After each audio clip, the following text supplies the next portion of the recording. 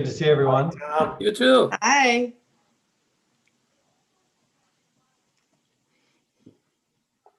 Okay. Okay, we're 3 minutes late. Let's go. 4 minutes late. We're good to start.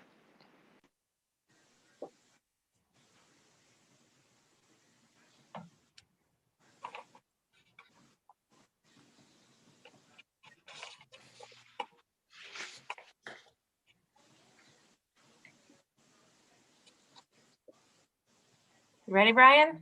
I'm ready. Okay. All right. Call the meeting to order. It's actually 6:34. And at this time, I'd like to call the Zoning Board of Appeals meeting to order. I feel it's important to briefly state the jurisdiction of the ZBA per section 9458 of the City of Walker zoning ordinance. Section 94-58 is the Board of Zoning Appeals shall hear and decide appeals from and review any order, requirement, decision, or determination made by the building inspector and shall hear and decide other matters referred to it upon which it is required to pass under the provision of this chapter.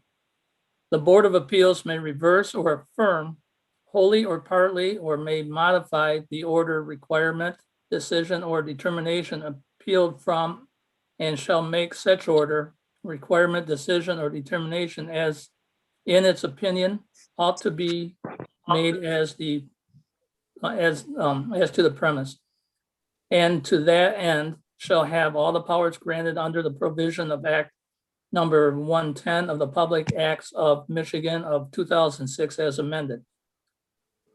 Where there are practical difficulties or unnecessary hardships in the way of carrying out the strict letter of this chapter, the Board of Zoning Appeals shall have power in passing upon appeals to vary or modify rules, regulations, or provisions so that the spirit of this chapter shall be observed, public safety secured, and substantial justice done. The decision of the ZBA is final.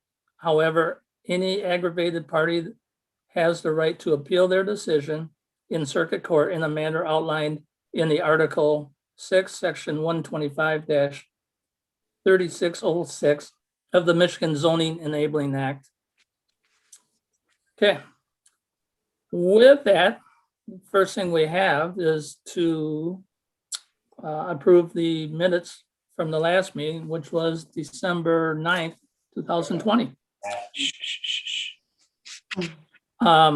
So I need a motion from someone to approve those minutes. I make a I'll motion. make a motion, or I'll second it. Okay, do we know who did what? I made a motion to. Okay, Roger second. okay. So we have a motion by Patrick and a second by Roger. All those in favor, say aye. Hi. Opposed, same sign. Tricia, can you please take a roll call for the vote? Brian, Aye. Rose, Hi. Patrick, Aye. Roger, Aye. Tom, Aye. Elena. Hi. Did I get everyone? Randy. Aye, I'm used to it. Okay, motion carries. Minutes are approved. Okay, next item on the agenda is our general public comment. This portion of the meeting is to allow members of the public to speak on matters unrelated to the item on the agenda. Does anyone in attendance have any comments they'd like to share? If you do, please raise your virtual hand.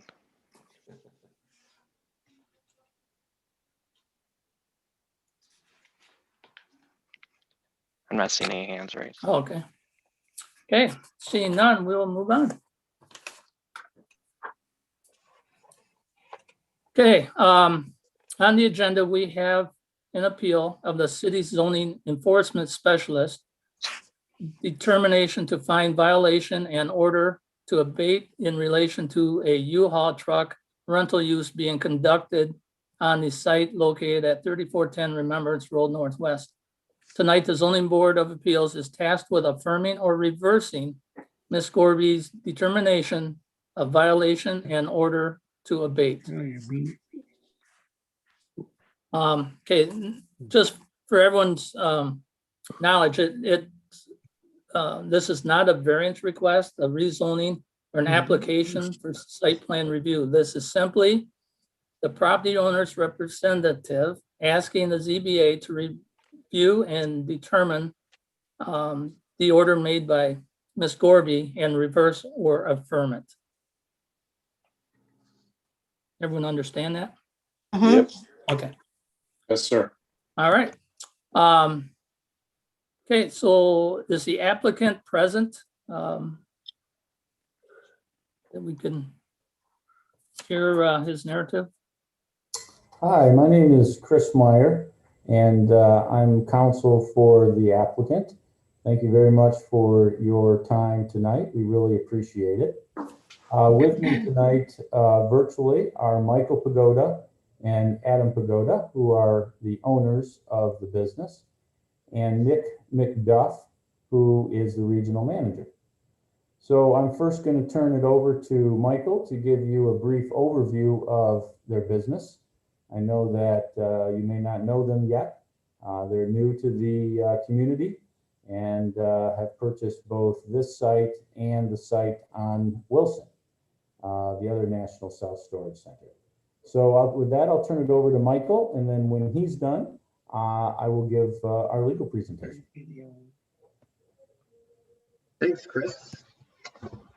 Good evening, everyone. I first of all want to thank the Zoning Board of Appeals and community members for their time this evening. My name is Michael Pagoda, and I am part of ownership for National Storage Centers of Walker. Based in Michigan, our company was started by my father, Maurice, in 1987 to provide storage solutions throughout the state of Michigan. Today, we are the state's largest operator of storage with over 50 locations, including 16 in the Grand Rapids MSA. As the largest operator in the state of Michigan, our primary responsibility is to make renting storage, an already burdensome task for most, as easy and simple as possible for each and every tenant. For National Storage Centers of Walker, U-Haul trucking services is a necessity to our customers that is in substantial demand. As we all know, leasing a storage unit is traditionally brought on by a substantial life change, such as moving homes or downsizing. Self-storage and moving are synonymous with one another. Virtually every self-storage facility has the availability of rental trucks to help their tenants. With the nearest U-Haul dealer located more than several miles away, we have found that using a U-Haul truck is a necessary part of the storage process and an ancillary use. In fact, in our 34 years of ownership, every single municipality we have operated in has agreed that U-Haul trucks are an ancillary use to self-storage. We have never once had pushback. It is worth noting that this is not due to different zoning districts. Many of our properties are in similar districts to our C1 designation in Walker. We also want to mention that unlike previous ownership, our store hours are not open 24 hours and 7 days a week, but we are operating from 6 a.m. to 10 p.m. in effort to lower any burden on the nearby residential community. We are amenable to work with the municipality and find a place to park our low impact temporary U-Haul trucks in a location with low visibility to traffic. With over 50 locations in Michigan, we offer U-Haul services at every single location where there's room for them, providing a helpful amenity to each community that we serve. Frankly, there's not a use I can think of that supports and is more closely related to self-storage than the rental of moving trucks. On behalf of ownership, I want to thank everyone for their time and the opportunity to allow us to present our case. I'm now passing it back to Chris Meyer, our legal representative in this matter. Thank you. Thanks, Michael. Thanks, Zoning Board of Appeals. It's worth reaffirming here so that everybody understands that Pagoda Companies operates or owns more than 50 self-storage facilities across the state of Michigan and offers this service at virtually all of them. And this is a service that people find very, very convenient for self-storage. I think of it as peanut butter and jelly. A peanut butter sandwich is good. A peanut butter and jelly sandwich is even better.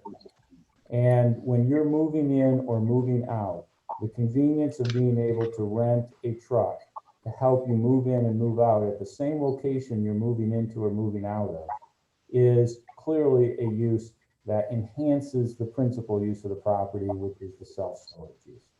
And that's a word you're going to hear throughout my presentation, because that's what courts use when they talk about an accessory use.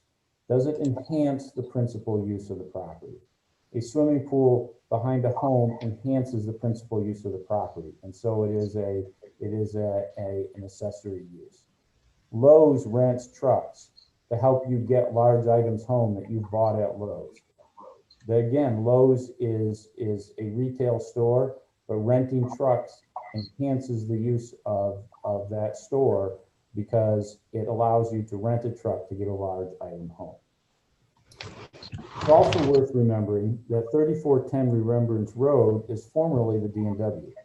It was closed around 2005. Before then, it operated at minimum supermarket hours. I guess I don't recall if it was one of the D&Ws that was a 24-hour D&W, but it was open many, many hours of the week and would have had much truck traffic and car traffic coming in and out of it.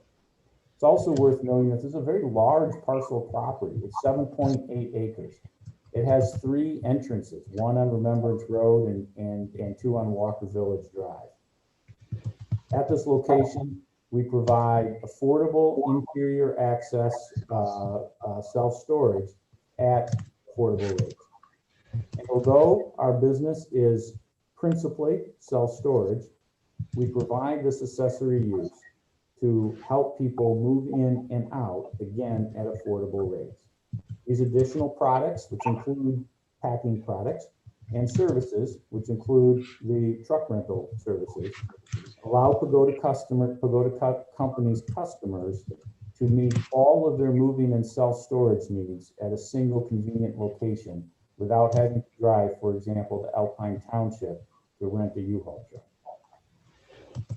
U-Haul delivers the truck when a Pagoda customer rents a truck, which they can do through either Pagoda or the U-Haul app. U-Haul then delivers the truck to the parking lot of the property for the storage customer to pick up and use. Once the customer has finished using the U-Haul rental truck, the customer notifies U-Haul, leaving the rental truck in the parking lot of the property. Either the truck is immediately used thereafter by another customer or U-Haul picks it up. Most often, it's immediately used by another customer. These trucks are not being stored here for long-term storage. These are not inoperative trucks. These are trucks that are being used by people to move their goods into or out of self-storage. U-Haul calls this program its equipment shunting program. Under this program, the property merely serves as a location for customers to pick up and drop off rented U-Haul trucks. They're not stored there. They're not serviced there. They are simply dropped up and picked up. But there's some sitting There's- there, right?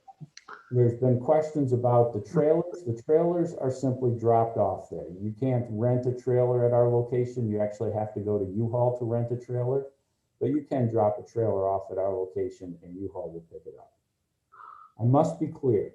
The property is not a place for static storage of rental trucks. It is not a place for storage of unrented trucks. It is not a place where trucks are maintained. It is not a place where trucks are sold.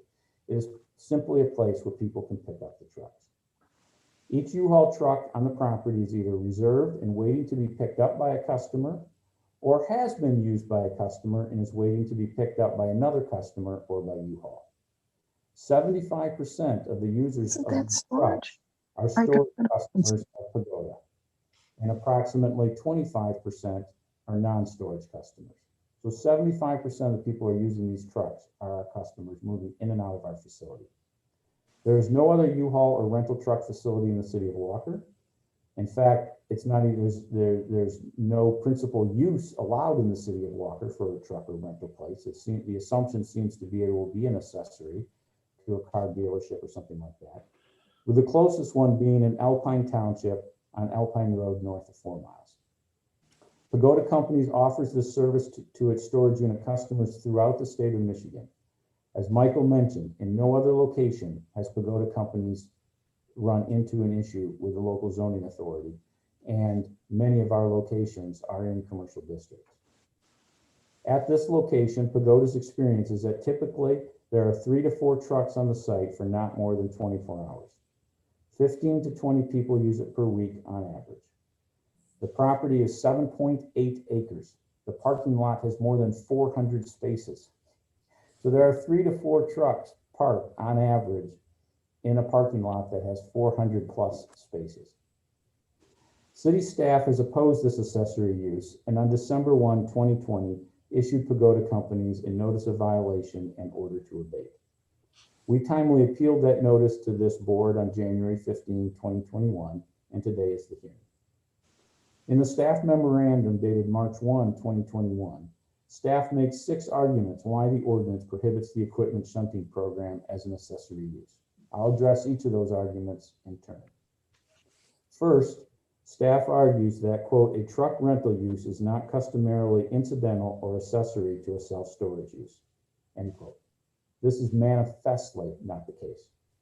Pagoda's rental truck shunting program pertains to and furthers the principal use of the property's self-storage because it allows Pagoda's customers to conveniently pick up a rental truck at the property to move their goods into or out of storage at the property. Further, this use is not intended to be and is not the principal use of the property. For example, there are 357 self-storage units at the property. Pagoda's experience in participating in an equipment shunting program is that it is used on average by 10 to 15 people, or 15 to 20 people a week. And 75% of those people are moving items into or out of the self-storage units. It is used more often in the summer than in the winter. People move more often in the summer than they do in the winter. The principal use of the property is and remains self-storage. The fact that this program pertains to and furthers the principal use of the property is evidenced by the fact that Pagoda operates the same program in almost all of its 50 plus locations in Michigan, including those located in commercial districts and other zoning jurisdictions. While an accessory use is not required to be common, this indicates that the accessory use is indeed common. It is also worthwhile noting that at none of these locations has Pagoda had any issue with the zoning jurisdiction. Under binding Michigan court decisions, this makes it an accessory use. It enhances the principal use. The sole question of whether an accessory use is permitted is whether it enhances the principal use of the property. In one important case coming out of Bloomfield Township, Lerner v. Bloomfield Township, the Court of Appeals looked at allowed and disallowed accessory uses in Michigan and other states. After noting that such things as tennis courts, horseshoe courts, swimming pools, and servants' quarters were all held to be permissible accessory uses in residential districts, the court looked at accessory uses that had been disallowed in Michigan. The court itemized the following accessory uses as having been disallowed in Michigan: using a residential garage to store grocery trucks, operating a commercial radio station from a home, and selling produce grown on farms other than one's own farm. Based on this review of the case law, the Court of Appeals came up with a rule. In the first case of allowable accessory uses, the court noticed that in all of the cases, the use in question enhanced the principal use of the property. Does it enhance the principal use of the property? And thus could be considered an accessory. In the second disallowed group, the court noted that the use did not enhance the principal use of the property and therefore could not be considered accessory. The court then held that all these suggest that the accessory use must depend on the principal use and must further the use of the property for the principal use. That's what we have here.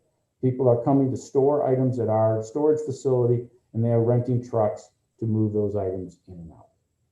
A nice example of this is a case that came out of the city of Wyoming earlier in the 2000s. And both of these cases, by the way, are listed in our application. The City of Wyoming's accessory use statute is the same as City of Walker's. And in that case, the question was a for-profit coffee shop in a public library an accessory use? And the court held that it was. They said the sole test is whether the incidental use furthers the principal use of the properties.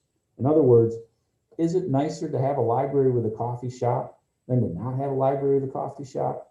And the answer is, yeah, it's pretty nice to have a library with a coffee shop.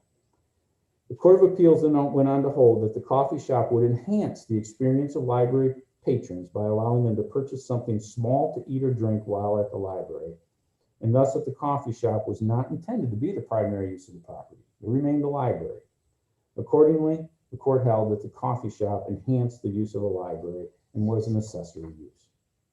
Offering rental trucks furthers the principal use of our property for self-storage purposes and enhances it, and thus it is an accessory use. The second objection that staff raises is that the quote, truck rental and open outdoor storage of vehicles, trucks, or trailers are uses that are not permitted by right or by special exception in the C1 local commercial zoning district, end quote. We're not storing trucks here. This is a parking lot that has more than 400 spaces. There are 3 to 4 trucks waiting at one time to be rented. They're not being stored there. There's no inoperative trucks. There's no maintenance.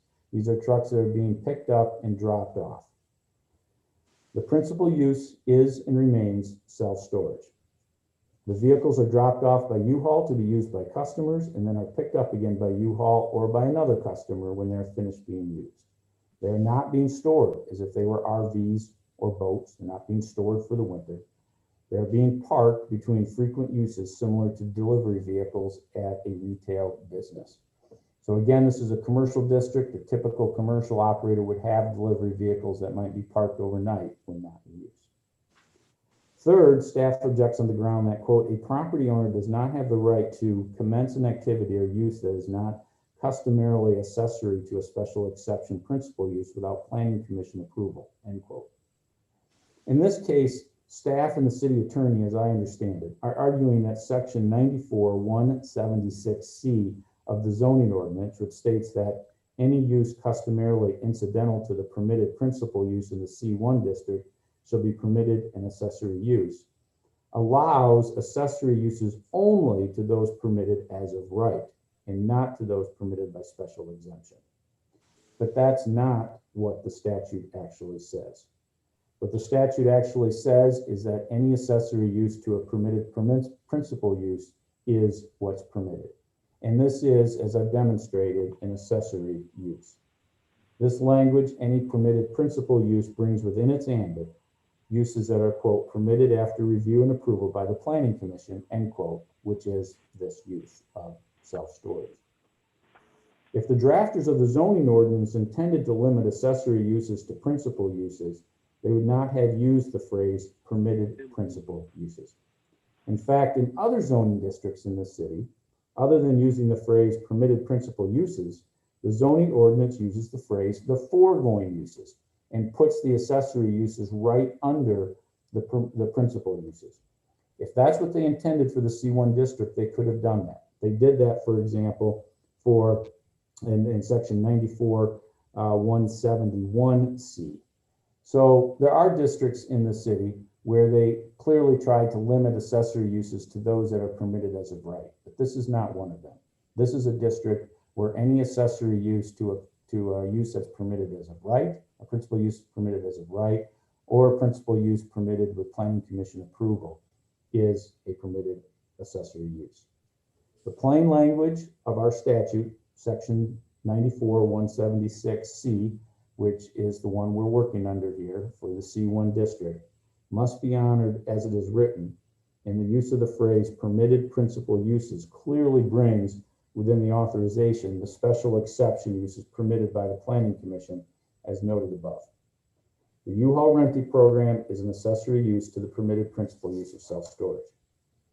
However, even if it's ambiguous, the tie still goes to the property owner. I think we all know that. If the government's going to regulate, it has to regulate clearly. If the government doesn't regulate clearly, the tie goes to the property owner. So the Michigan Court of Appeals says, quote, when interpreting the language of an ordinance to determine the extent of a restriction upon the use of property, the language must be interpreted where doubt exists regarding legislative intent in favor of the property owner, end quote. And that's Talcott v. City of Midland. For example, as an analogy, child care centers or special exemption uses permitted after review and approval by the Planning Commission in the C1 district, our district. Would a child care center need special approval from the Planning Commission to begin to offer busing, parking the bus overnight, picking the kids up in the morning, bringing them back home in the afternoon? Some child care centers do that. No, it's an accessory use to a child care center. Some child care centers offer busing, others don't, but they would not need special approval from the Planning Commission to do that. Once they have approval for the Planning Commission, they can then offer busing as an accessory use and store their bus in their parking lot overnight. The fourth objection that staff raises is, quote, a truck rental operation as a principal or accessory use is one that could be reasonably judged similar to uses permitted by right or by special exception in the C4 outdoor commercial zoning district, end quote.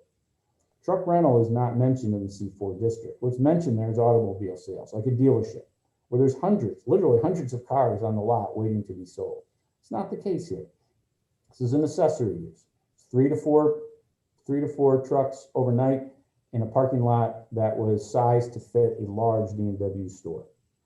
The staff's argument misapprehends both the city's zoning ordinance and the nature of the use. There are 357 self-storage units at this property. That's the principal use. On average, 3 to 4 trucks are rented per day, and 75% of people renting those trucks are using them to move items in and out of the storage facility.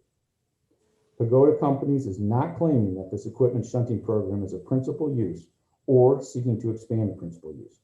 Rather, Pagoda Companies is offering this service, as it does at almost all of its other properties, to its customers to aid them in their self-storage activities. Again, this is no different than Lowe's offering rental trucks for ease of moving large purchases home. The fifth objection staff makes is, quote, the long-term outdoor storage of vehicles on the subject site is specifically prohibited per the conditional site plan approval granted by the Planning Commission on April 5, 2017, end quote. Again, Pagoda Companies is not storing U-Haul vehicles at this site.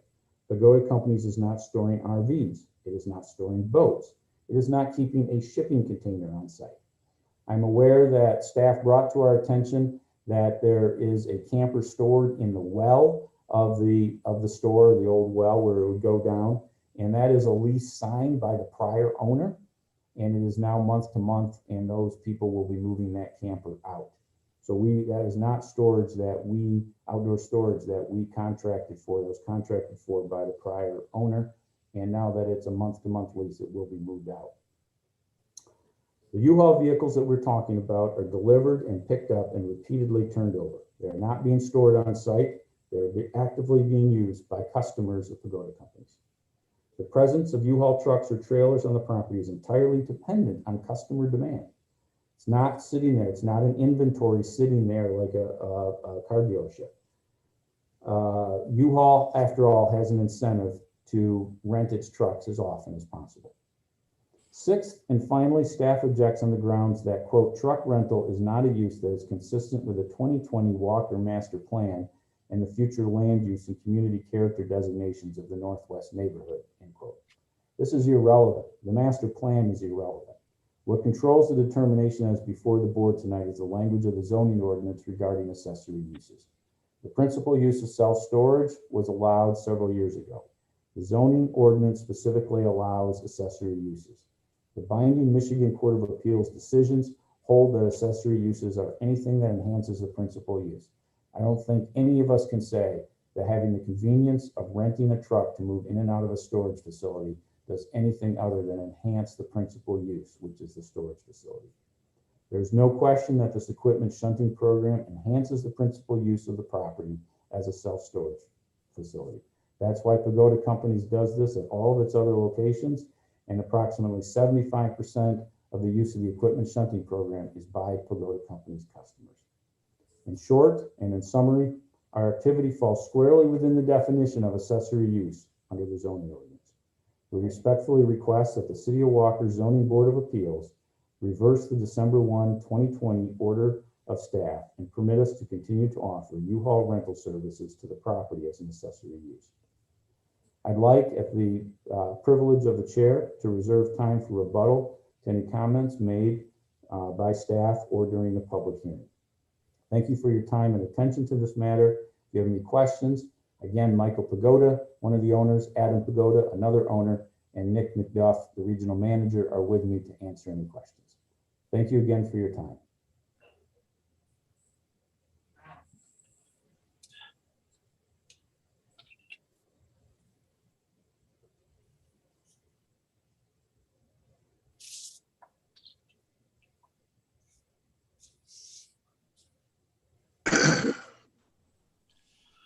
Okay, with that, Tricia, would you like to address that? You have a report?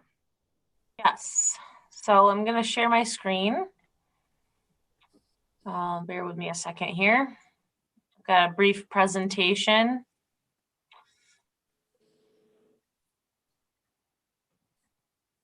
Okay. So again,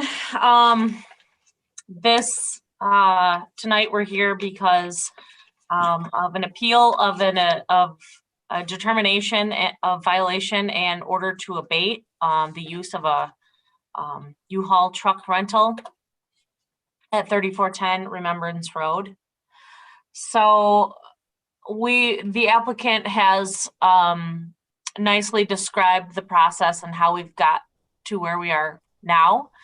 But I'm just going to briefly go over what the request is tonight so everybody's clear on what they are voting on tonight. So in response to a complaint that National Storage Centers was storing and renting U-Haul trucks and trailers, the city's code enforcement officer notified the property owner that it was an unlawful use and ordered the abatement of the use within 20 days of the letter. And so the applicant has submitted an appeal to the order and the determination in that letter. They are also appealing the order to abate. So they would like to continue the use and do not feel it's a violation based on all of the reasons that Mr. Meyer presented. So again, the action requested of the ZBA tonight is to do one of three things. So they could reverse the determination and order made by the code enforcement specialist. If the vote is to, if 2/3 of the vote is for the reversal of her order and determination, the use can potentially continue. With the continuance of the use, the ZBA could add conditions on that use. The ZBA could also table any action.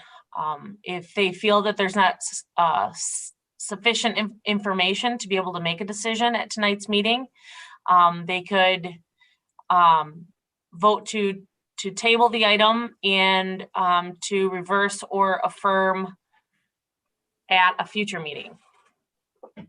If the ZBA votes to affirm the determination and order, the use will need to cease within a specified time period on the site, and any aggrieved parties can appeal the ZBA's decision to circuit court. And so just a little bit of background for this site. As Mr. Meyer indicated, this site was once a D&W, and it was kind of a very lively neighborhood commercial center in the Walker Village area. And then when D&W was restructuring and moving to, I think the Spartan stores ended up changing a lot of the D&Ws over to Family Fare. And then at that time, the building itself was under a lease. And so while the use stopped, the grocery store use stopped, the building stayed vacant because of this lease that was in place at the time. And it's my understanding that the building sat vacant for more than 10 years. And so shortly after that long period of vacancy, the city was approached by Everkept Storage, who was interested in using that building for interior access self-storage.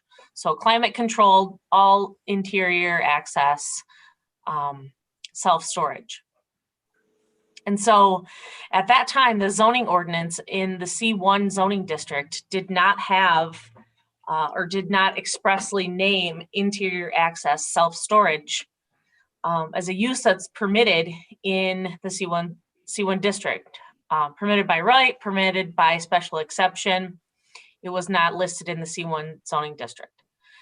Our zoning ordinance provides a little bit of flexibility when it comes to uses by allowing the zoning board to make a judgment on whether a use that's being proposed is similar to those that are permitted by use and by special exception in that particular zoning district. And so the folks from Everkept Storage and Steve Whitty of Naderveld, who was representing them, they applied for a judge similar case with the ZBA in 2017. And if you had a chance to read through all of the meeting minutes that I had attached in the in the meeting packet, you would note that the vote was not unanimous and there was a lot of reluctance to allow this use. But I think there were, and many of you who are on the ZBA now were on the ZBA at that time. So I'm guessing some of you are going to want to speak to that. But there was a lot of discussion about whether or not outdoor storage would be a use that's in conjunction with the interior access self-storage. And at that time, the owners assured the zoning board that that's not something that was being proposed. They did have a plan to do some exterior access self-storage sometime in the future. But it's my understanding that there was not any support for that. And it's important to remember that the master plan, which Mr. Meyer pointed out as being irrelevant, is very relevant, especially to this area. And there has been a plan in place for, I don't know how many master plans, 2020 master plan, 1998 master plan, and maybe even before then, for this area to be sort of a neighborhood mixed use area with retail and residential uses mixed in to form a walkable, sort of a gateway to the Walker Village area. So at the time that this use was asked to be judged similar to other uses in the C1 district, the vote ended up in Everkept's favor, and it was judged similar to uses in the C1. A condition of that was that the folks from Everkept go to the Planning Commission to have their site plan reviewed, so that, you know, landscaping, lighting, signage, all of that stuff could get ironed out by the Planning Commission. And so one of the conditions of Planning Commission approval was that no outdoor storage of any kind will ever be permitted. And there was the same conversations and discussions at the Planning Commission meeting about how outdoor storage could be seen in conjunction with a self-storage But with this particular use, the planning commission was adamant and clear on the fact that the parking lot was not to be used for outdoor storage of any kind, whether it was for a day or for 5 days, none. And so fast forward to National Storage Centers purchasing the property. Shortly after that happened, the U-Haul trucks started showing up on site. And then obviously we received the complaint, and here we are now. And I just wanted to, this is a snapshot of my predecessor's staff report from the planning commission meeting where the site plan approval was taken into consideration for the interior access self-storage. And I just wanted to make sure that the language here is clear to everyone for the condition of site plan approval. So no long-term trailers parking or storage, no long-term vehicle parking or storage, or outdoor storage of any material is permitted. And while Mr. Meyer's point that National Storage Centers owns over 50 centers in the area, and they offer truck rental at almost every single one. And the zoning districts are roughly the same among the different communities where they're present. And that the mass, so I'm sorry, let me back up for a second. So this particular area can't be compared to any other communities, any other sites where the storage center has their facilities, because our master plan is very much relevant. And it was at the time that the Planning Commission and the ZBA reviewed this use and the site plan, you know, it was bringing something back to that area at that time, some kind of business, because that D&W had sat vacant for so long. So not only that, but the condition of site plan approval sort of provides the fact that this site, regardless of whether or not you view U-Haul truck rental use as a use that's permitted customarily,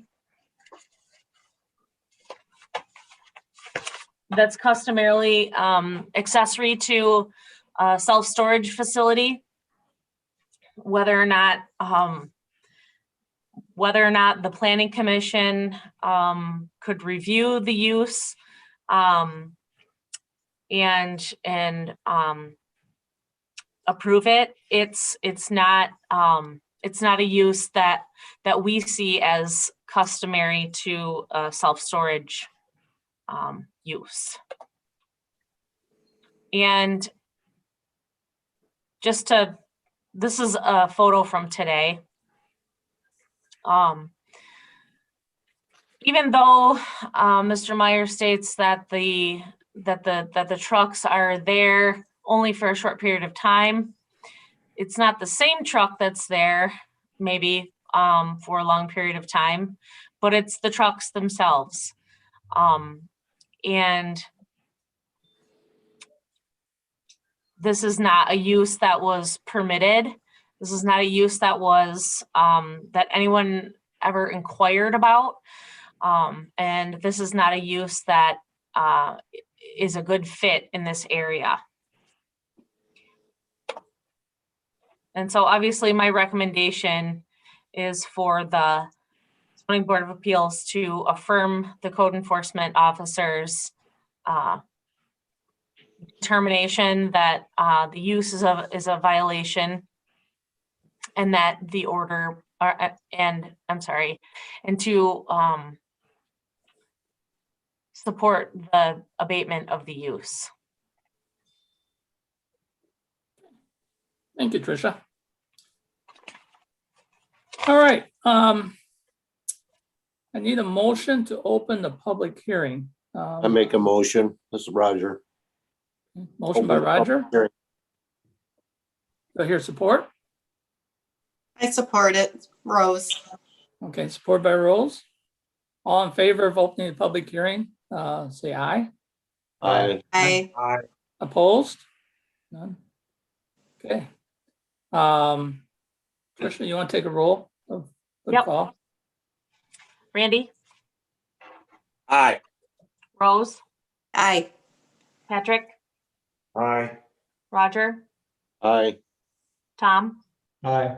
Elena, I, Brian, Aye. Okay, motion carries. Okay, is there anyone that would like to make a comment from the audience? So before we get started here, if you want to raise your virtual hand, if you want to talk, then I can go down the list and I can call people off as I see them down the Okay. list. If you're on a phone to raise your hand, you have to do *9. So that's *9 to, if you're on a phone to raise your hand. And if you're on a phone and if you want to unmute, it is *6. So the first person I see on the list with their hand raised is Tyler Koforge. Thank you. I'm a member of, can you hear me? Yes. Okay. I'm a member of the Planning Commission and I'm very reluctant to speak because our decision was made. But I find the argument of accessory use humorous by all means, and I find the argument that the master plan is irrelevant ignorant, to be honest. If accessory use is permitted wherever something happens, a construction company could open an office in an office area, and their accessory use would be, I got to store equipment there because we're a construction company. So that flies in the face of common sense. The ZBA had to stretch to find a similar use in this. They didn't agree. It was not unanimous. They talked about outdoor storage of anything, trucks, whatever. And it was said, oh, no, there won't be. Came to the Planning Commission. The site review was fine, but our biggest thing was, is there going to be out storage of anything, trucks, anything? And oh, no, we were assured it wasn't. So the Pagodas buy this, purchase this land, purchase this piece, and all of a sudden there's trucks there without anybody's permission. And if the Pagodas did not know this when they purchased it, they should probably go back on their lawyer there. I'm sorry, this is ridiculous. It's always buyer beware. And then Mr. Meyer points out that, well, these trucks are used every day. Well, okay, so nobody rents a truck for 20 days. The trucks sit there for 20 days. And that is a possibility, especially in this day and age of things. So, you know, the ZBA could have turned this down with nobody. First of all, the ZBA could have turned this down with no recourse from the applicants, no recourse whatsoever. It's just, nope, you can't do it. The PC could have turned this down with no recourse from anything, no recourse from anybody, and said, nope, you can't do it. But now we're being forced or threatened that we have to do it because it's a similar use. Come on, guys, let's all be reasonable here. It was specifically stated that there would be no outdoor storage. If you bought it and you didn't know that, that's your fault. Thank you. Thanks, Tyler. Okay, next on the list is Dennis.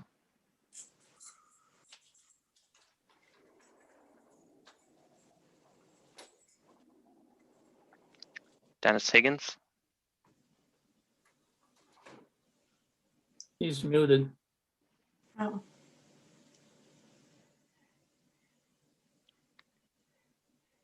Dennis, I'll follow up with you after the next one. Robert Vanderlaan.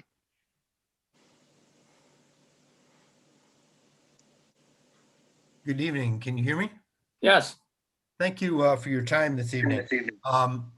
I've been involved in this process as the president of the board of directors for the Village Woods condominiums, which sits off Village Woods Drive in the city of Walker.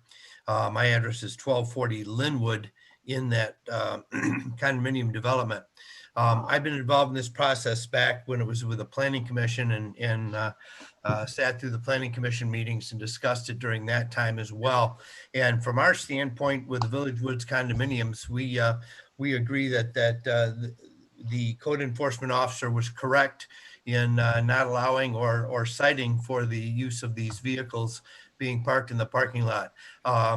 We see these vehicles. Pardon me? With these vehicles, they may come and go, but there are constantly 3 or 4 of them in the lot at any one time. And when we were in the Planning Commission stage of this, we were assured by Everkept at that time that there would be no outside storage of any vehicles for any length of time whatsoever. And along with that was no outside storage of RVs or motorhomes or recreational vehicles, and that isn't there today. But if we call that an accessory use, does RVs and so forth become an accessory use in the future as well? Do we go down that line? Does it become a use where we can put in the garage style self-storage units out there, because that's kind of a use of a self-storage unit as well.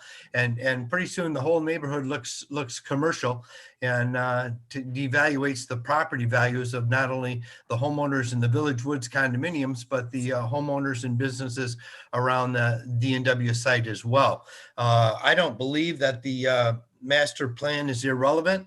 I think if they want to call it irrelevant, then we can soon get into all these other storage issues as well. And I think we're going down the wrong road with that. So as far as the Village Woods condominiums to go, and I think I can speak for all of the residents in there, we don't think this is the proper use.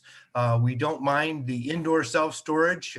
We accepted that when Everkept put it, but we accepted it with the restrictions that the Planning Commission put on of no outside storage whatsoever, no storage buildings to be used, and we would like to see it remain that way.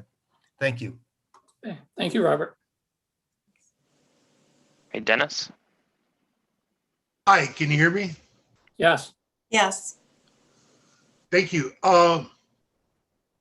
When they talk about the accessory use of it, I took a look over primarily indoor storage. And when you look at these other locations that do or don't have truck rental, as well as the locations themselves, generally they are located in commercial areas. And Mr. Meyer kept repeating Lowe's. Well, Lowe's is usually found in a shopping mall or something. And if somebody is moving, and I would venture that it is primarily not the residents of Walker who are doing the moving, if they speak of the nearest place being 7 miles away, that does not seem too horrible of an ordeal in today's world. And I'm glad that it was recognized by Miss Anderson. If nobody else saw it blinked out for a minute, but that the same trucks may not be the same trucks, but there are trucks there all the time. And given the percentages of use that Mr. Meyer spoke of, it would appear to support the fact that in fact there would be some truck there all the time. And Everkept did not seem to use trucks. And it seems from a cursory look I've taken at other places, not every place does that. And if people are visiting often, I don't know. It doesn't seem, I'm hoping that that it is affirmed, because that does not seem like a good thing for the area. Thank you. Thank you, Dennis. Next, I have Kenneth.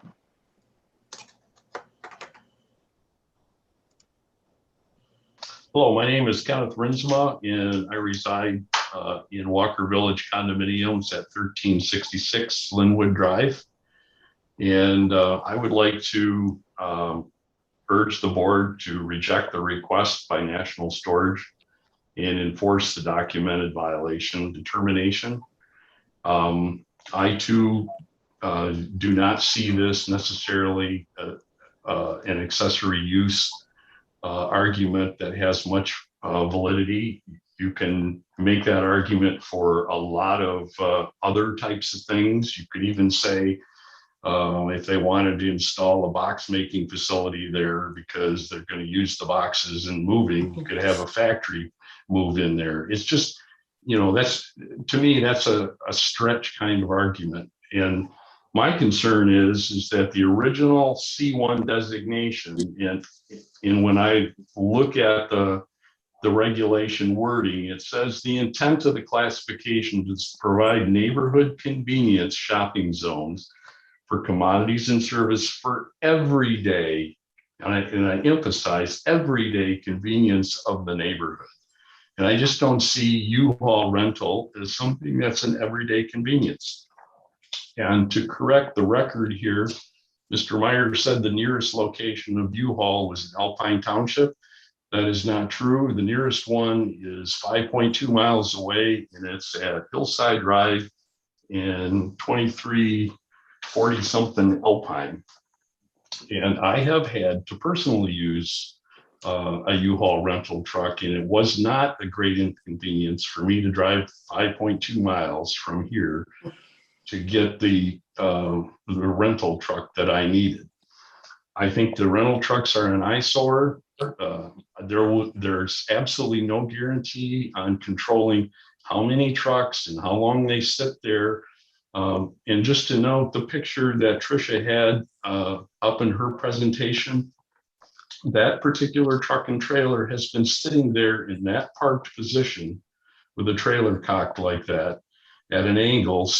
And I've checked every day since Saturday, and it's now Wednesday. So those trucks are not necessarily moving in and out of there and just only being there during, maybe for an overnight or for a few hours in a day. And what's going to happen is we let this horse out of the barn, and it'll go from just a couple of trucks, and the next thing you know, it'll be 6 and 10 and 12. It'll look as much an eyesore as some of the other U-Haul rental facilities that I've looked at recently. So I think it's an eyesore for the neighborhood. And I'd like to bring up one other point. The people driving those trucks are not experienced. We have a lot of handicapped and disabled and elderly residents in the neighborhood, not just people here that live in the condominium, but at the handicap accessible apartments on the end of the street. There's another apartment complex just a little bit to the north of us here. There's a retirement home on the corner. And I just don't think it fits the neighborhood idea to have a lot with who knows how many rental vehicles stored there. And I believe the concerns that were raised earlier with Everkept should still hold sway in the argument. And I think the argument for accessory use should be just dismissed as out of hand. So that's all I have to say. Thank you for giving me time to speak. Thank you, Kenneth.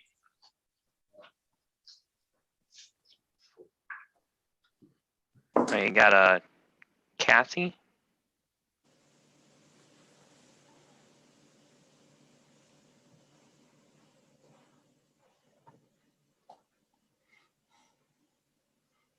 Kathy Cook. Can you hear us? Yes, can now. Okay, this is Doug. So I was the past president of the Villagewood condo. Also, I was on the zoning administration board. So I want to add a few other things. First of all, I agree with everything my former predecessor just said. but I'm more concerned about the history of U-Haul's negligence. I'm reading a report from Davis Law Group, PS. Because rental trucks are not legally considered commercial trucks under United States federal law, they are not subject to the oversight and inspection regulations of the U.S. Department of Transportation. And while major rental truck companies in the United States have successfully lobbied and will continue to lobby for this loophole, their success in avoiding federal regulation has been costly to the customers.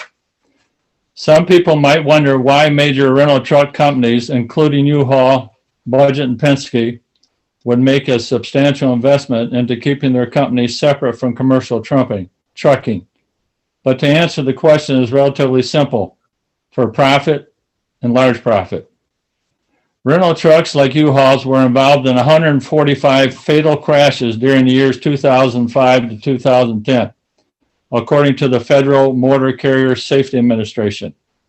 These serious crashes killed 177 people and left 163 survivors with serious injuries. The truck or truck driver, can you hear me? Yeah. Yes. Okay. The truck or truck driver was assigned the critical reason for the crash 55% of the time. The average cost of fatal crash involved a rental truck is, the average cost is $10 million, according to the FMSCA. This takes into account the wrongful death of those killed in the crash, plus costs associated with others involved in the crash who were injured, as well as the cost of emergency services, property damage, delay results. That means rental truck crashes cause hundreds of millions in damage. Worse than that, no special license is needed for rental trucks.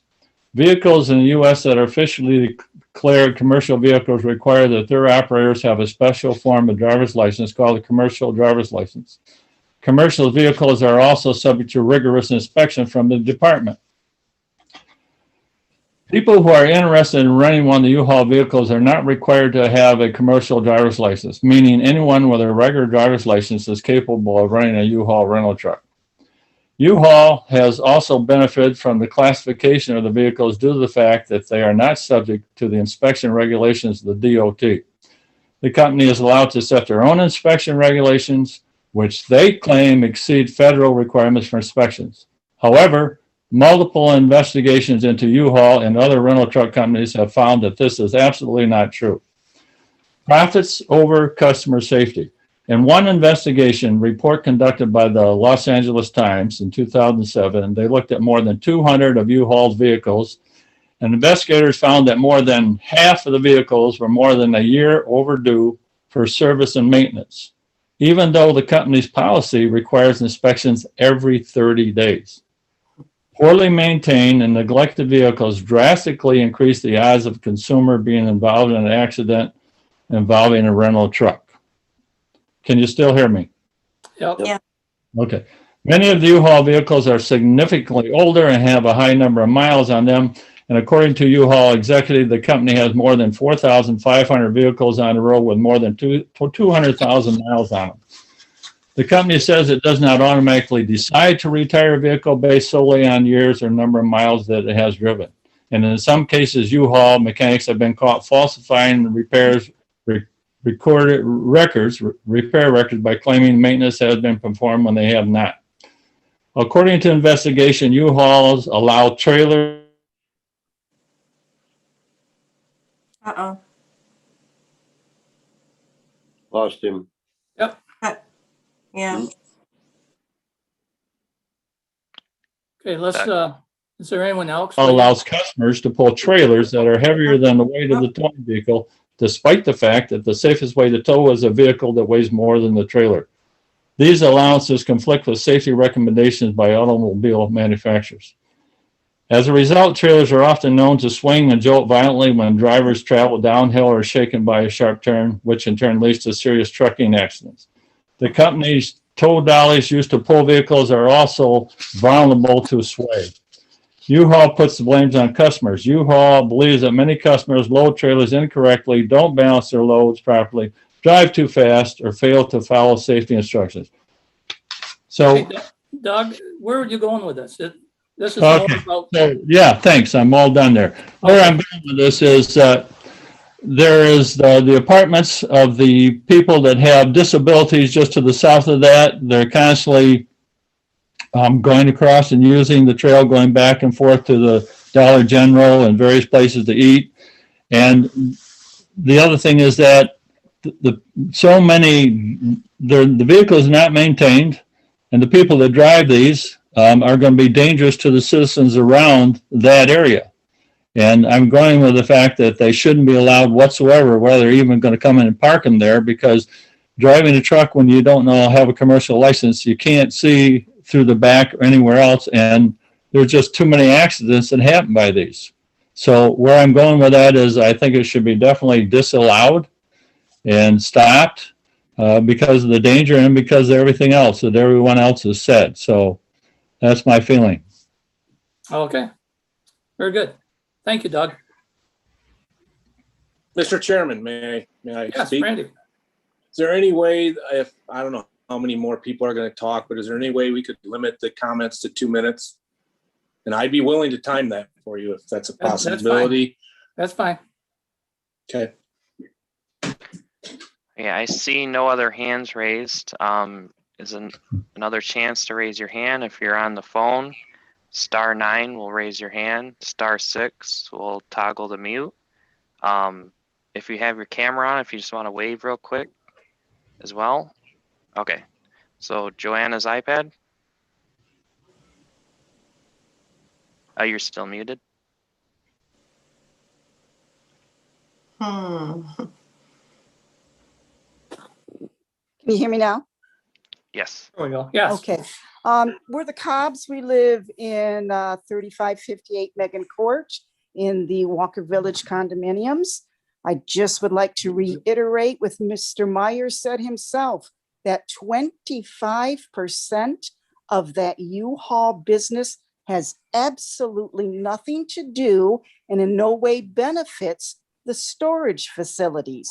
So we feel they should not be allowed to be there. Thank you. You're welcome. Thank you. Okay, is that it for public comment? Not seeing any other hands raised. All right. Okay, let's, can I get a motion to I close? make a motion to close the public hearing. Motion by Roger. Second? I support it, Rose. Oh, sorry. Second by Elena. Okay, Elena, second, yep. okay. All in favor of closing the public hearings, signify by saying aye. Aye. Aye. All opposed? Okay. Meeting's closed. Tricia, you want to take a roll? Randy, What? What do you want? What are you asking? Aye. Say aye. Aye. Oh, I got that. Okay, I'm sorry. Rose, Aye. Patrick, Aye. Roger, Aye. Tom, Aye. Elena, Aye. Brian. Aye. Okay, meeting's closed. Okay, does anyone from the ZBA have any questions for the applicant or any comments? No? I have a comment, All Brian. right. Some of this is a little bit of repetitive of what we've already discussed, but back when we heard the initial hearing on the as similar, it was because indoor storage at the time was not a listed specific use in any zoning district in the city. And therefore, that's why they came before the zoning board to get a determination to be similar for the C1. And we granted that. And at that time, we also we did a lot of talking about outdoor storage and addition of future self-storage units on that site. And then we got into the discussion about if you're going to do the outdoor storage, if you look at the ones where people come and go all the time, that's not controlled within a building, then you end up with all the chain link fence and the barbed wire because of security. That was an issue. And that's why it never came up that's why it came out that there would be no additional storage other than within the existing building. And the Everkept people made the explanation at the time that the storage unit would be used by individuals who would basically come up there either with a rental trailer or a pickup truck or a car by the building, load or unload their stuff, and then it would be taken in, put in the unit, and they would be on their way. One of the reasons was that, and I can verify that the U-Haul dealership on Alpine Avenue, just south of Myers, is there because this ZBA granted a variance so that they could park additional trucks in the industrial park across the road because they had a large parking area that wasn't being used. And we granted a variance for additional trucks there. And being 5 miles away is not that far to go.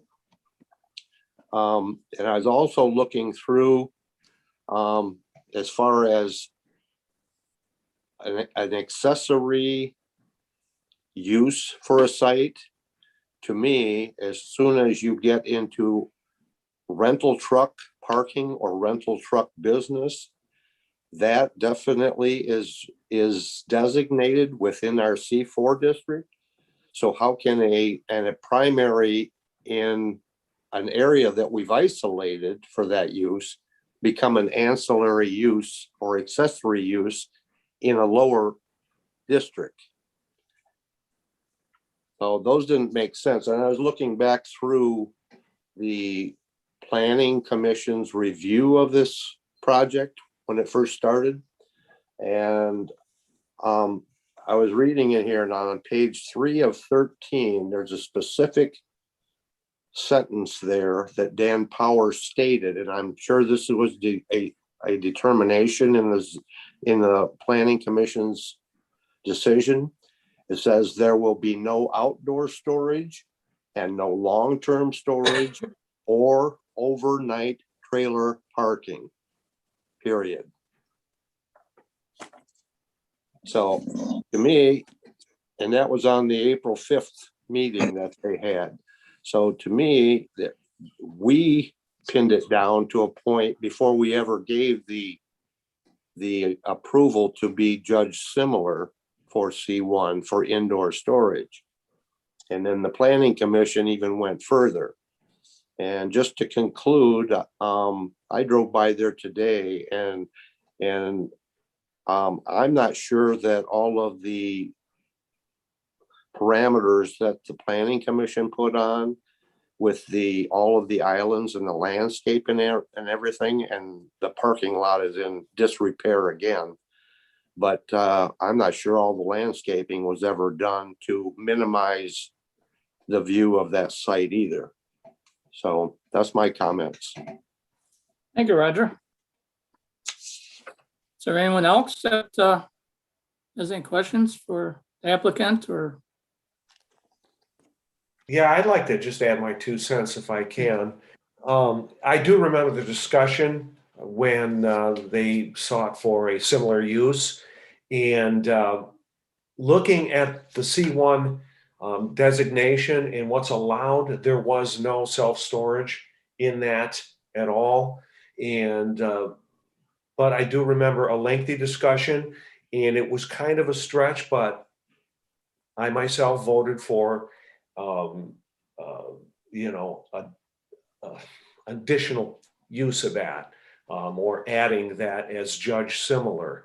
I don't think, however, that I want this, or anybody really wants this to be like a Trojan horse where now other things are added on to that, and somebody else's interpretation of additional uses or additional services. That's then personal interpretation, and that could be stretched. And next thing you know, we've got a lot of other things there. So my 2 cents is it was judged similar if everything was done functionally inside the building. the aesthetics and, what the neighbors saw in and around wouldn't be dramatically changed. I think adding, even if a drop off and pickup of vehicles, I just think is outside of Judge Similar, and is certainly outside of what that zoning is. My 2 cents. Okay, thank you, Patrick. Chris? You had your hand up? Yeah, thank you, Mr. Chair. I really appreciate the opportunity to say a couple words. Wanted to just say 3 things. Number one is, as I mentioned, we have 357 storage units at this site. 122 are rented by people from the Walker vicinity, from zip codes 49504 and 49534. This is a use that is highly needed in the area. And I know that in many of it, it has to do with, as Michael said, life transitions. People don't really always expect that they're going to need storage, and then they do. The second thing is on the master plan. Again, we're talking about an accessory use. This isn't about planning a building. This isn't about planning a principal use. This is an accessory use. Does it enhance the principal use? Is it the jelly to the peanut butter on the sandwich? So the master plan, you can think about of what kind of restaurant are we offering? Is it a sandwich shop? And is it going to offer peanut butter sandwiches? This is a question of, when you're offering a peanut butter sandwich, does jelly make it better? It does. And this makes it easier for people. 5.2 miles through city streets is a long ways. That's a 40-minute round trip. And I think we're all in agreement. I think I called it Alpine Township. I assume because it was up by 3 miles in Alpine Township, but it must be in the city of Walker. And so, that's the nearest location. That's quite a ways away for someone to have to go a round trip in order to rent it. And then the third thing I would talk about is this issue of whether it's customary in other locations. I wanted to indicate to you that it's customary and we haven't had issues in any other locations, but the question is whether it enhances the use. And there are other operators who don't offer this. We're a full service operator. Everkept was apparently not a full service operator or didn't offer this service. And we offer all kinds of things. We offer mattress pads for sale. We offer boxes for sale. We offer packing equipment or packing materials. So again, all of those are uses that enhance the principal use of the storage facility, and that's the question. So thank you very much for your time. I appreciate that. And again, we're here to answer any questions you might have. Okay, thank you, Chris. Okay, is there anyone else that wants to ask them a question or have a comment, or anyone from the board? Brian, may I Randy, speak? yes, you may, Randy. Chairman. You got 2 minutes. All right. So I have some notes here that kind of random throughout the thing. So let me just work through this. And Mr. Meyer corrected the Alpine Township thing and Walker, but whatever. But I guess I want to just speak to, basically when we approved this as a ZBA, nothing was supposed to happen outside. Period, zero, nothing. Everkept agreed to it. Now, with that being said, that was 2017. Let's fast forward to 2021. Things have changed. The whole nation has changed. We have COVID. We have non-contact stuff. To me, this is a perfect scenario for non-contact use for a U-Haul vehicle. Now, with that being said, that's all I want to say about that. And it's not just us. It's all across the country. These things are happening. Like Mr. Meyer said in Pagoda, that's part of their industry. That's what's going on. And it's not only them, it's other industries like car rentals and things like that.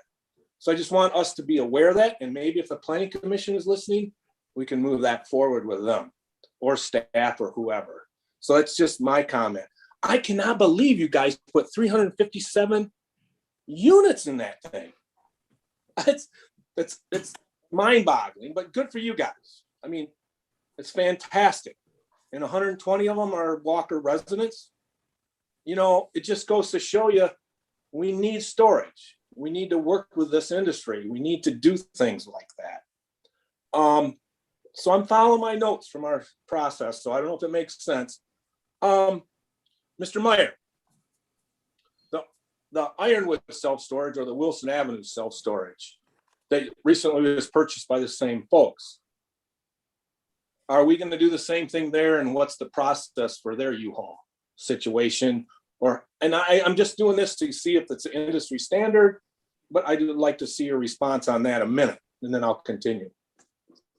Michael or Adam or Nick? I think, and Adam may join in. I really think for Ironwood, we obviously, recently purchased that facility and wanted to be respectful of Walker and kind of go through this process, before making any decisions there. Well, Adam. I would say, I respect the fact that a lot of the people on this phone call don't like a lot of various things about our property, and that's too bad. Ultimately, we know that when we rent a storage unit, people need to move. And we've had a ton of demand in Walker for both our storage units and for the U-Haul trucks. And our plan is to really offer this amenity. And again, we see it as an amenity and accessory use to all of our tenants. So we will be going through the same process at Ironwood, because even though they're 1.4 miles away, the people moving into Ironwood have a different use than the people moving in to the store on Remembrance Road. And obviously the wait list at the store on Wilson Avenue will tell you that there's clearly a demand for drive-up storage. And that's a whole different conversation. But we're just trying to provide the best possible service to the community and our tenants. And clearly the U-Haul trucks are a necessary use and a necessary requirement, and something that everybody requires when they're moving into a storage facility. So that is something that we are going to pursue at this new location in the next couple of weeks, and we're planning to implement it. Thanks. So Adam, may I do a follow-up question? So we have the Ironwood storage. We really don't have a U-Haul plan there. Is there ever going to be an opportunity for the Ironwood storage to get a U-Haul unit at the Remembrance location? I'm just talking about business plan, or I don't know if you're that far out. How does that work? Absolutely. I will tell you that the store on Wilson Avenue has far less parking, and it has, it's just kind of a different configuration. And frankly, again, we have 50 stores in the state of Michigan. We've never had an issue adding U-Hauls and accessory use. It's not fair if we offer U-Haul trucks on Wilson Avenue and not on Remembrance Road. It's not right for our tenants. I appreciate that everybody in this call is like, oh, U-Haul trucks are ugly. Well, 200 cars parked in a parking lot, and delivery trucks showing up at 4 a.m. to deliver food for the grocery store was probably not great for the tenants. And realistically, we want to provide the best service possible at each of our locations. And the people that are renting a drive-up storage unit on Wilson Avenue are a different type of tenant than are the people, are different than the people renting an interior unit on Remembrance Road. It's a different clientele, and frankly, it's a different investor base. They're completely different properties, and it's a completely different conversation as far as we're concerned. Adam, thank you. All right. So I want to talk about the condos there. It's highly unlikely that if I was having breakfast in the morning in my breakfast nook, dining room, or whatever, none of this would be visible to me from the condos.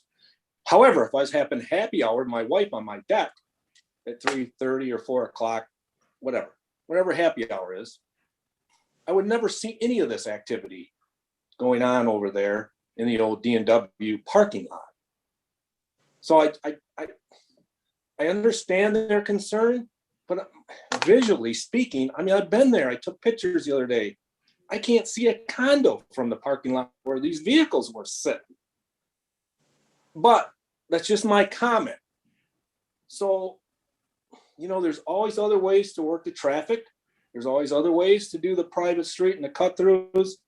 And in a conversation I had with my wife about this a little bit, you know, her and I disagree. So I'm just stating the fact that you cannot see any of this activity in the parking lot from the condos. Well, that being said, what did Dennis say? Yeah, the Lowe's thing, but okay, so here's my final summary. Here, the city of Walker doesn't need any money. I mean, we don't need to find these people. We don't need to doing this. We don't need their money. However, I have to go back to, there was never supposed to be anything going on out there. We've got a trailer in the back. I got 2 mattresses. I got a box spring and a mattress and some trash trailer on the east side of the building. This just piddly stuff. The other thing is, for your condo people, there's other stuff going on there in that other building in between that doesn't meet the zoning either. I mean, we got whatever, you figure it out. I'm not tattling, but there's other stuff going on there that's more visual to you at breakfast in the morning or happy hour in the afternoon.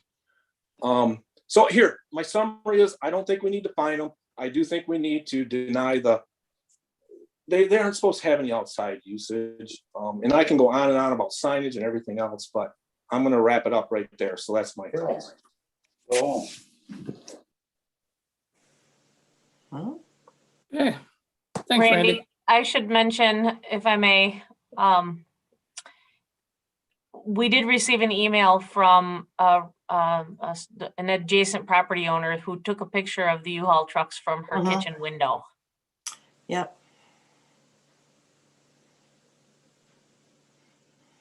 Okay. And I apologize for that one. You apologize a lot, Randy. You know, and I know that Randy and Roger and I were part of this when we did the Judge similar. And thinking back, we did put a lot of thought process into that, and I think it shows in the record too, as far as the outdoor activity and that kind of thing. And had that been known at the time, we probably wouldn't have gotten through to begin with. So, you know. Any other questions, comments? I just comment, I'm wondering what kind of, I mean, we have 130 some local Walker residents using it. What kind of storage type of things? I mean, are these people in apartments or in houses? Or are they just people that have too much junk and don't know what to do with it? Because, I mean, otherwise, if you want to, you can stretch the accessory use really far. Where are these people moving from? If they're moving in or out of apartments, shouldn't we allow the apartments to have U-Haul trailers and trucks there on their property? That would be ridiculous. That's my point of view.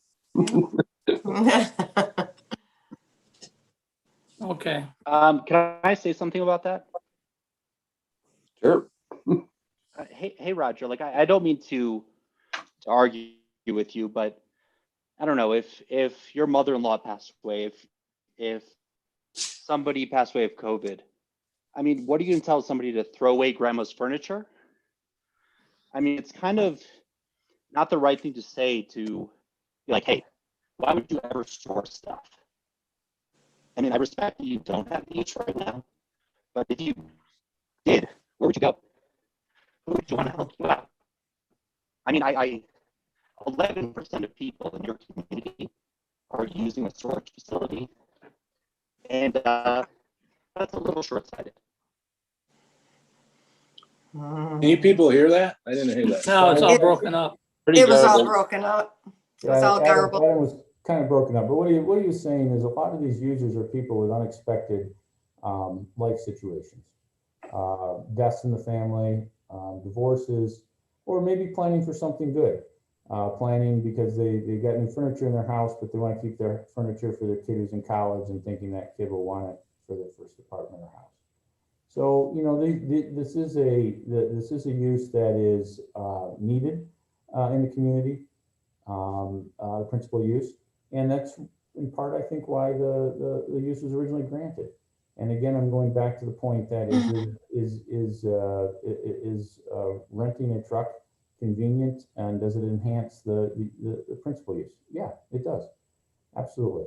And that's why it's an accessory use, and that's why it's permitted 3 to 4 trucks on a parking lot that's sized to fit 400 cars. And that was a big D&W store. I think Randy asked, how do we get 357 storage units? And that was a big D&W store. You know, that's the using that for 3 or 4 trucks in the parking lot, 400 spot parking lot for that use is clearly, in my mind, an accessory use to the principal use of renting out 357 storage units. Okay. We got a latecomer here. Gail, you have something you'd like to add? How can I Yeah. add it? Whoa.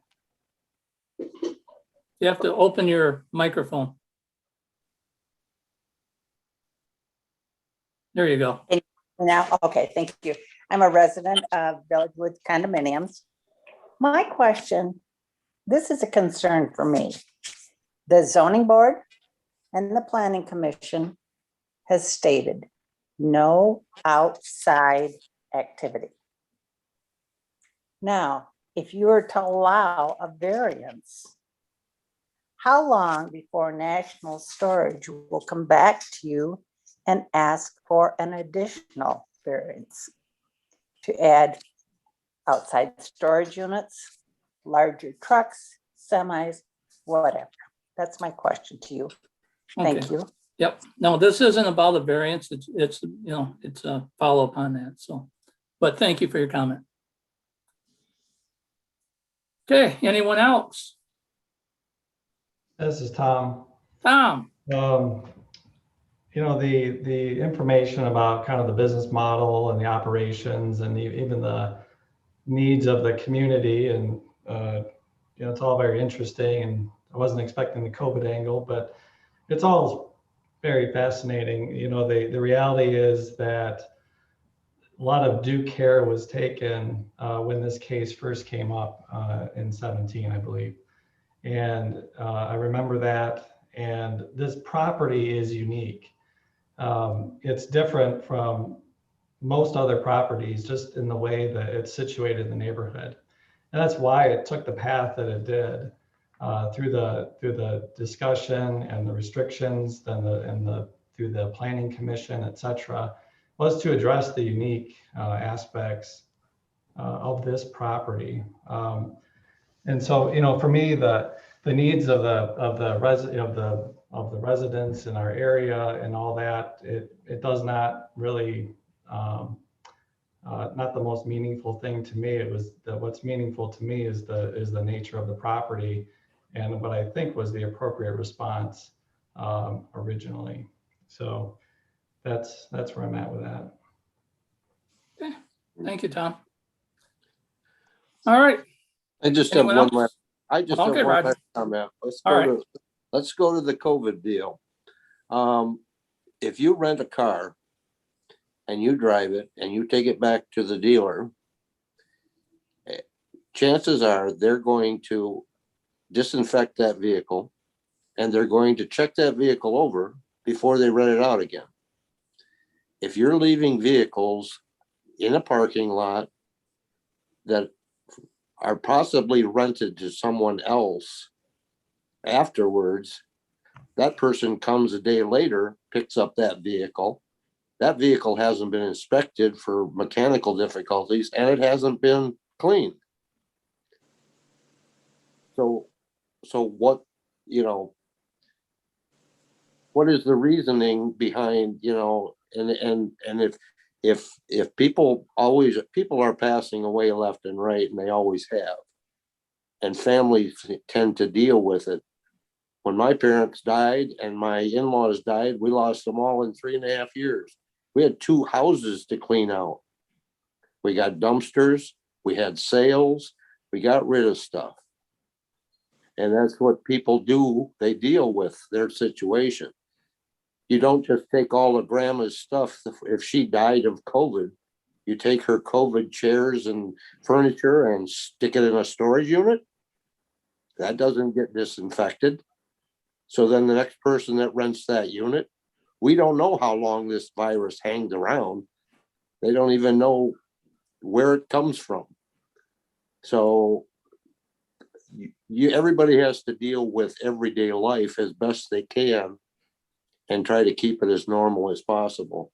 But to me, just this was intended to be nothing more than a drive-up window type thing where people bring their stuff, drop it off, or put it in a storage unit and then leave.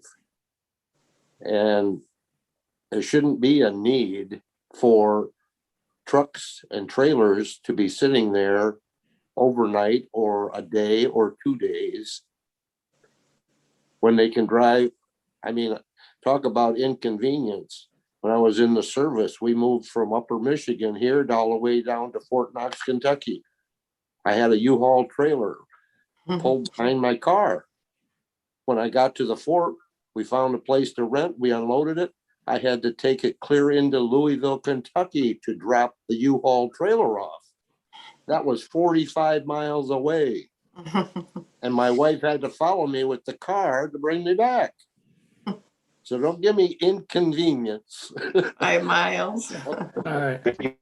But Roger, wasn't that during the Civil War? No, that was the Revolutionary War. Okay. I just want to that I agree with what Tom said and stuff about how we had to take a lot of careful consideration, looking back at all the meeting minutes and stuff from both PC and ZBA into this, and agree with the statements that Tom did say. All right. Thanks, Elena. Okay. If nothing else, can we get a motion on the table? Either to reaffirm or affirm or reverse. I'm sorry, I kind of combine both of them. To affirm Ms. Gorky's position or reverse her action. So do I hear a motion by anybody? I'll make a motion to affirm Okay. Megan's decision. That makes a motion to affirm. Is there a I'll second? support it. Rose, I'll support it. Supported by Rose.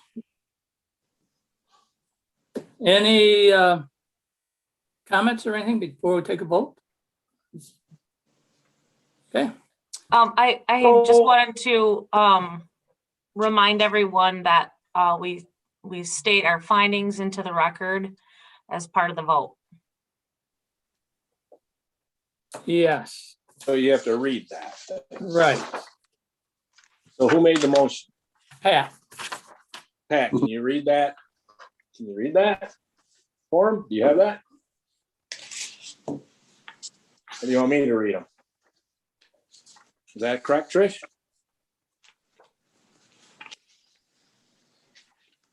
Yes, Right, Pat, Trish? if Pat has, since Pat made the motion, if he could read the findings into the record, that would be appropriate.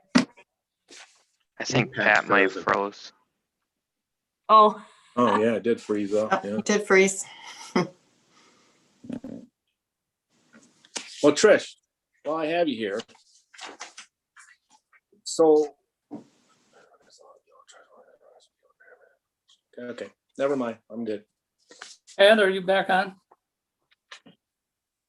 He hasn't rejoined yet. Randy, I think if you wanted to read the findings, that would be. Can I read them for Pat? Yeah, I go think ahead. what here's what I'm thinking he's saying. He wants to affirm, he's making a move to affirm the reasonable determination of violation in order to abate the U-Haul truck rental use at 3410 Remembrance Road based on the following findings. Number one, truck rental use is not customarily incidental or accessory to a self-storage use. Number two, truck rental and open outdoor storage of vehicles, trucks. Oh, I don't know. Trucks or trailers are uses that are not permitted by right or by special exception in the C1 local commercial zoning district. 3, property owner does not have the right to commence an activity or use that is a use that is customarily accessory to a special exception principal use without prior planning commission approval. 4, a truck rental operation as a principal or accessory use is one that could be reasonably judged similar to uses permitted by right or by special exception in the C4 outdoor commercial zoning district. 5, the long-term outdoor storage of vehicles on the subject site is specifically prohibited per the conditional site plan approval granted at the Planning Commission on April 5, 2017. Number 6, truck rental is not a use that is consistent with the 2020 brand new spanker Walker Master Plan and the future land use and community character designations of the Northwest neighborhood. Those are the 6 items. Thank you, Randy. Is he Okay, back? He's not back. Not yet. Okay. So do you want me to make the motion based on what I just said, or I don't care, whatever you have to do? I thought he had rejoined by now. He's got to vote. Yeah, he's got to get us back here. Randy, make the Call him motion. up. Randy, make the motion. And there's 6 of us. Otherwise, Okay, Tom. we wait. I don't want to get burned here on a technicality. I mean, I'm willing to make the motion. If he wasn't going to, I would have read the same stuff that I just read. So. Or I might have voted to get, no. No, that's fine. Okay, I was just giving him a You back? second to get back, but Yeah, I think we wait a second.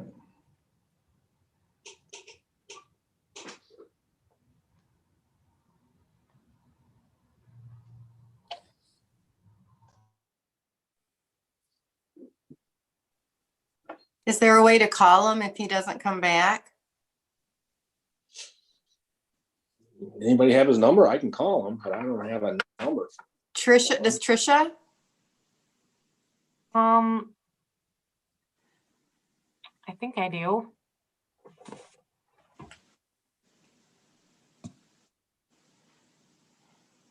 It's not coming back. I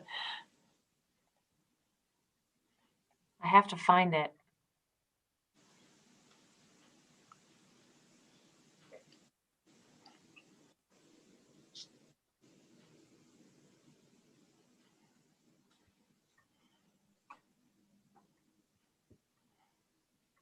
Okay.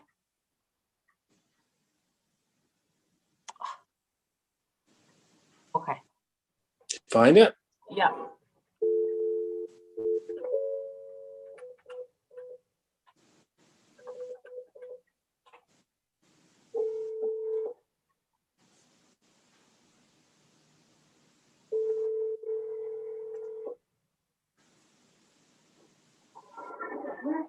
Okay, that's apparently not his phone number.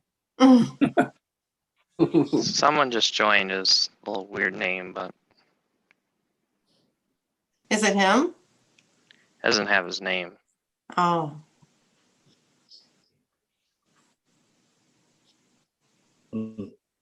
Kyocera one? Yeah.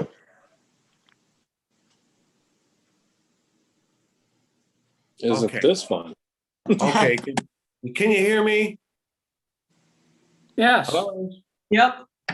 Can you hear me now? We can Yes. hear you. yes. Okay, so as soon as I found my motion paper, it checked me out on Zoom, so I apologize to everybody. I don't know if anybody picked up after that or, No. Randy read the motion on your behalf. oh, thank you, thank you. We just need to vote. Yep.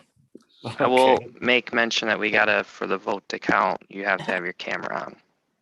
Oh. Okay. Well, I had to go to my phone because my computer kicked me off and I can't seem to get back on. Come on. Yeah, it's not letting me back on. Can you turn your video on your phone?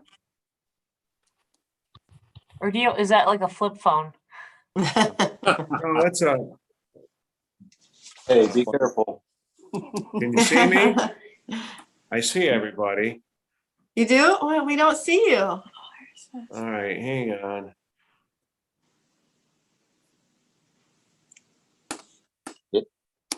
Okay, this should do it. There he is. Yay! Okay, I can see you guys. All right, At least some of you. all right. Before we lose you again, Thank you. what, pardon? Read it again now that we have Pat on the video too, just so that we are all on. That we have all 7. Well, it's read. You can push it. Seriously? Okay. Well, because at the time when it was read, we only had 6. That's why I'm just saying that. Randy Yeah. already read the motion, or do you want me to Yes. read them? He read it. I already read Okay. one printed here, but if you think it's technical, Let's just have Do it. Patrick read the motion. Patrick made the motion, read the motion, and then we can vote. I'll read the motion then. Okay. I move to affirm the reasonable determination of violation and order to abate the U-Haul truck rental use at 3410 Remembrance Road based on the following findings. A truck rental use is not customarily incidental or accessory to a self-storage use. Truck rental and open outdoor storage of vehicles, trucks, trailers are not uses that are not permitted by right or by special exception in the C1 local commercial zoning district. A property owner does not have the right to commence an activity or use that is customarily accessory to a special exception principal use without prior planning commission approval. For a truck rental operation as a principal or accessory use is not one that could be reasonably judged similar to use permitted by right or by special exception in the C4 outdoor commercial zoning district. Number 5, the long-term outdoor storage of vehicles on the subject site is specifically prohibited per the conditional site plan approval granted by the Planning Commission on April 5th, 2017. And 6, truck rental is not a use that is consistent with the 2020 Walker Master Plan and the future land use and community character designation of the Northwest neighborhood. Good job. All right. So we got a motion by Pat and support by Rose.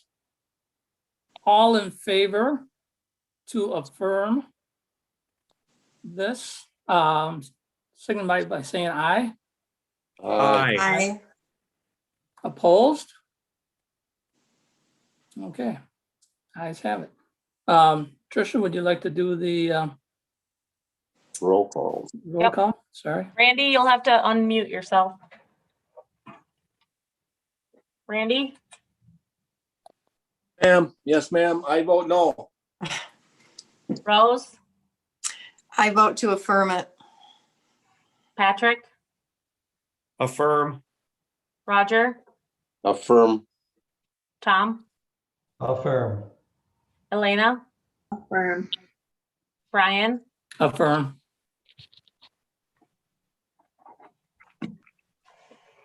Okay. With that, the motion carries and